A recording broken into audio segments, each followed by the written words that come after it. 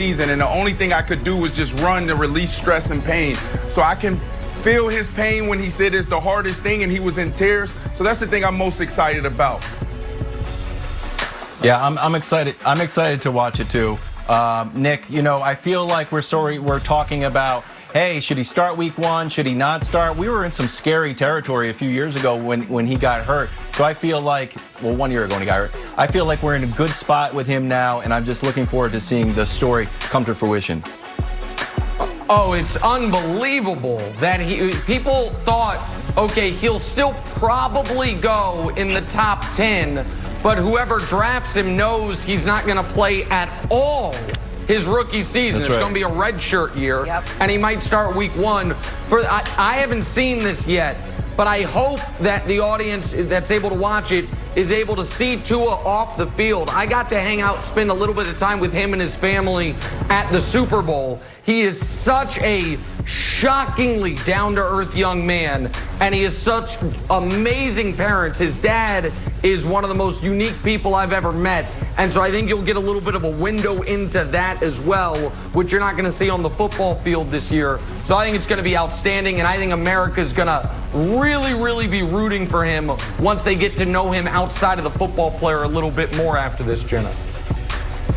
Again, it's called Tua, and it airs this weekend. Check it out. Sticking with football, Washington released 35-year-old Adrian Peterson this morning. The NFL's 5th leading rusher all time will become a free agent, and he would like to continue playing, according to reports. Washington thanked Peterson on social media this morning after 2 years with the team. We bring Brian Westbrook back in. Brian, does AP have anything left in the tank after he was released by Washington this morning? You know, I remember when I ended my career, I knew it was over, and I knew that I had nothing left to give. I probably knew the year before my last year that I had nothing left to give. But we saw Adrian Peterson last year, 800 some odd yards. The year before that, he over 1,000 yards. And I remember back in 07 when Adrian Peterson came into the league, and Brandon, you can relate to this. He was one of those guys as an offensive player that I would ignore everything that coaches were saying, and I would just go stand on the sideline and watch him run up and down the field. He had a great combination of power and speed and the thought process that I want to carry the ball every single game, 30 times a game. And that's what kind of made Adrian Peterson great. Does he have something left in his tank? Absolutely. I still think he can go to a veteran team, a team that probably is led by a quarterback. I'm thinking a team similar to Green Bay or something like that, and give them, 10 carries a game, 5 to 10 carries a game. He's not going to be your guy that's going to give 15 to 20 carries every single game. But if you need some hard-nosed football and those types of runs, Adrian Peterson can do that for you. Brian, he's not only the guy that you get off the bench instead of resting. You get off the bench and you go watch him. But after the game, he's the guy you go get the jersey. You say, hey, AD, all day. Brother, give me that jersey. He has so much more left in the tank. It has to be in the right situation, though. Just last year, the last 2 years, he's averaged 4 yards a carry. Me as a wide receiver, this is the type of guy I want to play with. Why? Because you have to put 8 men in the box. You go back to last year, he didn't come on until probably the second half of the season. They wasn't playing him. You remember what he did last year, 800-something yards, and he missed so many games. I don't know what's happened in Washington. They let go of Juice. They let go all day. I don't know who's going to carry the load for him now. But AP, go home. We all want to see it. Make amends with the Vikings and go home. Oh, go back to the Vikings. So I like this is two-headed monster. So I got a lot of emotions here because this is shocking. Because they did, as Brandon alluded to, they just released Darius Geis for other reasons. And now they're releasing Adrian Peterson, where, to Brandon's point, he's been good for them the last 2 years. I wrote his football obituary on this show after the Saints released him. Since then, he's had nearly 2,000 yards rushing, a dozen touchdowns. He's moved into 5th place on the all-time rushing list and 4th place on the all-time rushing touchdown list. If he never plays again, he's one of the 10 best running backs ever. He and LaDainian Tomlinson are the 2 iconic running backs of their era, with Brian Westbrook right behind him in 3rd place, of course. And so, we know what he's accomplished. But the only thing that would keep him out of the league would be, while he was very effective on a team, by the way, that nobody was scared of them passing. It's not like people were like, oh, you got to worry about Dwayne Haskins. And so those 4.3 yards per carry is an impressive number. The issue, Brian, and I want to kick it back to you, is teams know he's not catching the football. He had 7 catches last year. And he's most comfortable old school I formation fullback in front of him. So because he's not a threat catching the ball, and he's not really, he's not comfortable very often if he's lined up in the shotgun the way a lot of teams do. How much does that winnow the ability or the list of teams who would possibly be interested in him? Because you kind of have to run a very specific type of offense with him in the backfield.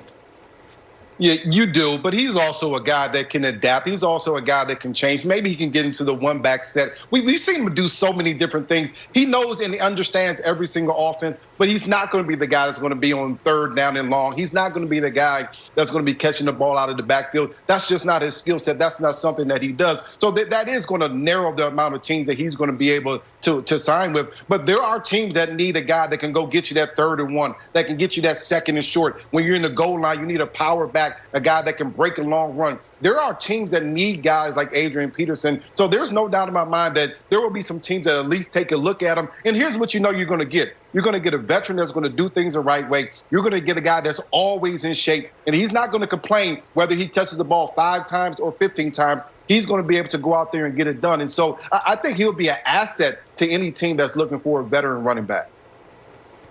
Okay, Brian, where would be a good fit for him then? Where would you like to see him end up? I'm thinking about a run-heavy team, teams that want to run the ball. I would have, obviously Baltimore went and got J.K. Dobbins, and they have Mark Ingram there. But that type of team that wants to run the ball a lot. Think about teams like San Francisco. I mentioned the Packers just because I still think they're looking for, even though Aaron Jones has done a great job, I still think they need that power, hit you in the mouth type of running back or something like that. But there are some options out there. Peterson, he's a vet that can get it. Some of these younger guys need a lot of practice to figure it out. He's a vet that has been there and done that. And so he is a valuable piece to an organization.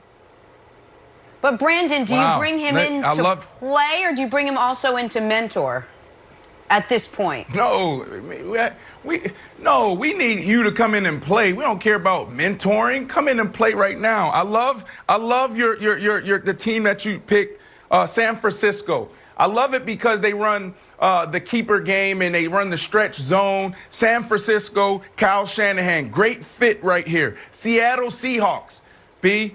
You talked about that power running. They love to run the ball on 1st, 2nd, and 3rd down. I actually think they need to pass more. Jacksonville, there's an opening there.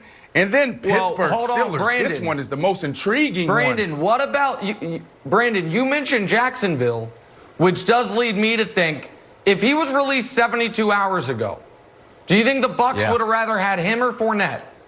Like when the Bucs gave Fournette $2 million, no pun intended, to compete with Ronald Jones and be in that backfield. Now, I know he's not a guy you throw the ball to, but Brady in New England, if you remember, they basically had a running back that was just a run in Sony Michel, and then they had a running back who, when he was in, you knew they were passing. So that's something Brady's used to. So if he had been available 3 days ago, do you think Jacksonville would have rather had Fournette, who I think maybe is a bit of a more locker room, let's call it question mark, or Tampa. Peterson, if Tampa, if they would have rather had Fournette or Peterson?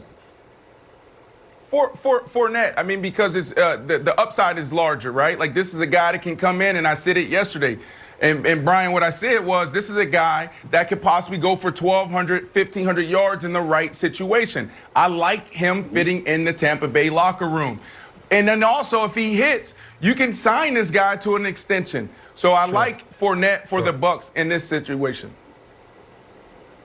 Fournette also gives you the opportunity to catch the ball out of the backfield, a younger player. And even though I think Adrian Peterson still has some miles left, I just think he probably wants to go to a situation where they know they can win, and Tampa Bay certainly would be one of those situations. That's why I kind of take out the Jaguars. But with Brandon, when you mentioned Seattle, I mean, I think that's a perfect fit. He's the same type of guy that can go get those hard-nosed yards, a Pete Carroll type of guy. I see that perfect fit out there in Seattle as well.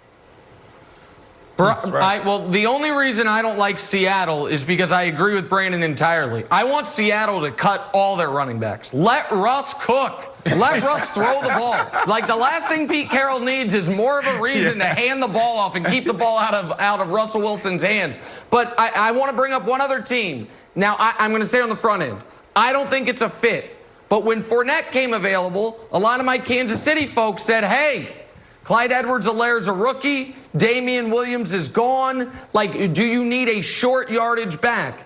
Do you think he would fit with Andy Reid in Kansas City, Brian? And would he be okay with, listen, man, you are going to be our short yardage goal line back and nothing much else? The one thing Adrian Peterson's missing from his resume is a Super Bowl ring. Obviously, he would get one if he played with the Chiefs. We all know that. So, like, do you think that would be a fit? Or in Andy Reid's offense, the fact that he's such a zero catching the football, it kind of nixes him from it? Well, I knew you had to find a way to get the Chiefs in another Super Bowl and winning that, but I think he would be a fit because Andy Reid's a great schemer. He's a guy that can scheme you open. He could find ways to get Adrian Peterson in space, and especially short yardage and goal line situations. He could find a way to get the ball into Adrian Peterson's hands. He would be a fit because he was going to go in understanding you have a rookie and you also have Damian Williams who's going to have an opportunity to play. Adrian Peterson would fit into any situation because he understands. He's a veteran. He's been there and done that. I wouldn't be surprised to see him go play for a contender like Kansas City. We mentioned San Francisco as well. There are teams that can use Adrian Peterson in specific situations to help them win football games because you know he's going to go downhill and run somebody over when he has the ball in his hand. Well, we won't be wrong because we mentioned almost every team, so we got to nail it at some point. Take a break. Brian, thank you so much for hanging out today. Sticking with football, we're talking Captain Cam, QB1 in New England next. First things first.